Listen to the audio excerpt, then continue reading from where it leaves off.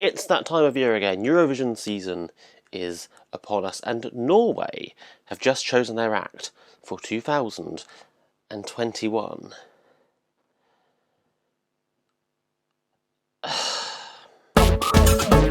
But before we begin, if you are new here, I would absolutely love it if you could subscribe and make videos about all things Eurovision that I just know you're gonna love. So yes, indeed, on February 20th, Norway held the final of Melodi Grand Prix, their selection for the Eurovision Song Contest. And oh boy, was it an eventful evening. Velkommen til finalen I Melodi Grand Prix! But before we get to all the drama, this was my very first time watching MGP, and honestly, it was pretty damn good. The show felt slick and modern and epic, despite the fact that it was filmed on a much smaller COVID-safe scale. MGP 2021. And our three hosts were just wonderful. They are such a great trio. Kåre Magnus Berger, Ronny Brede Åse og Silje Nordnes. And Ulrike was back too, which was just so wonderful.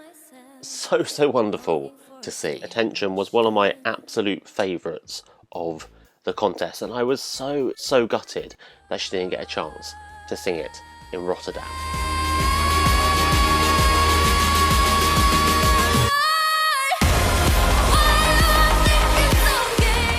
And of course, the music. In the final there were 12 acts, and those 12 acts were first whittled down to 4 and then 2 in a series of duels, essentially artists going head to head against each other to find out which had the better song. And honestly, that was a format point that I was not a fan of. It just felt so unfair at times. You would get big fan favourites going against the lesser known artists, and you would just know who was gonna win. Take Heat 2, for example, Rayleigh versus Daniel Owen. You knew from day one that Rayleigh was gonna be the victor. Rayleigh!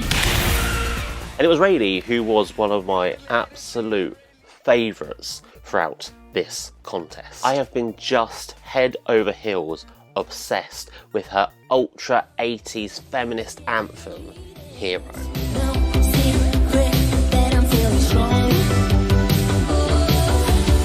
It just had everything. It was wall to wall 1980s. It was impeccable.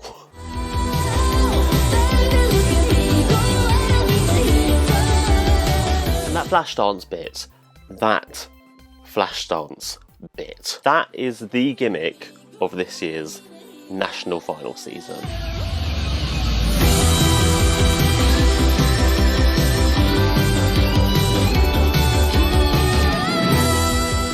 I also absolutely loved America with I Can't Escape.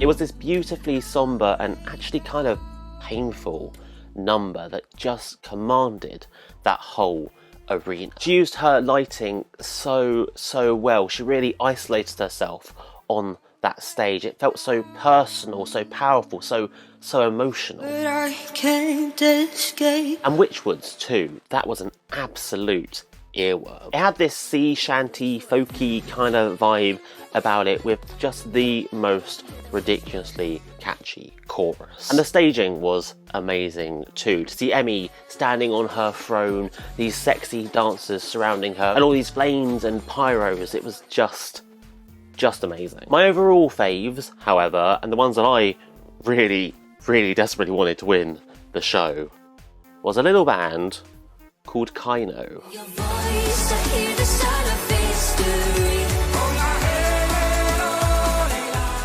I mean, what can I say? It's epic, it's anthemic, it filled that studio. It's got a little bit of native language, it's got an amazingly, I don't know how the she does it, powerful high note from Alexandra.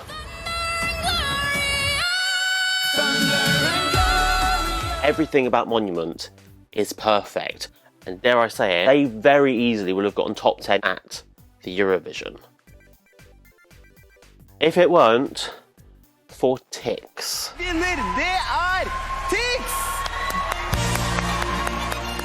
I just don't get it. What were Norway thinking? They saw this trio that almost won them the show a couple years ago and they thought, oh, actually, instead, we'll go for this weird guy in an angel getup.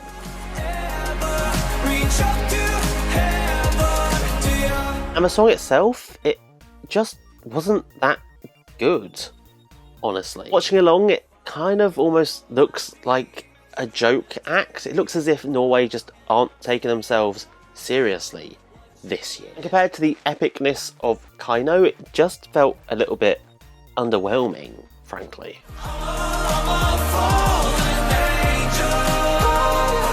The winning song was not the only surprise of the evening, however. I was also really quite surprised to see Yawn get through from the wildcard round. It's not that it's a bad song, it's actually quite a competent number. I just don't think I'm sold on him as a performer. Something about that stage show felt almost a little bit disjointed. I also wasn't keen for Let Loose to be in the top 4 either. I think my problem with the song is that it's just all instrumentation, which at MGP and at Eurovision, where you're not actually playing those instruments, kind of feels pointless. I also know there was a lot of love for Rain Alexander last time around, but this year I did really enjoy the song. I think his voice is beautiful. It's so powerful and epic and commanding. It feels almost theatrical when you hear him sing. We've been looking for the easy way out, and I don't wanna be that guy anymore. But the song is way too slow to start, and by the time it does actually pick up, it's almost too little too late. With eyes wide open. Overall though, I did genuinely really love MGP this year. To be able to tune in to a bunch of Scandinavians selecting a Eurovision song every Saturday has been such a joy. It's just so nice to have some normality back after the weird year that we've had. So what did you think, humble viewer? Did you think Tix was the right choice for Rotterdam, or are you like me and you're a bit salty that Kaino just missed out on the crown? Let me know down below in the comments. As always, if you did like that one, please don't forget to leave it a thumbs up and click subscribe for more. My next video should be a Melfest review, and until then I've got loads of Eurovision goodness that you can get yourself stuck into. Just click the links on screen now. K thanks, K bye.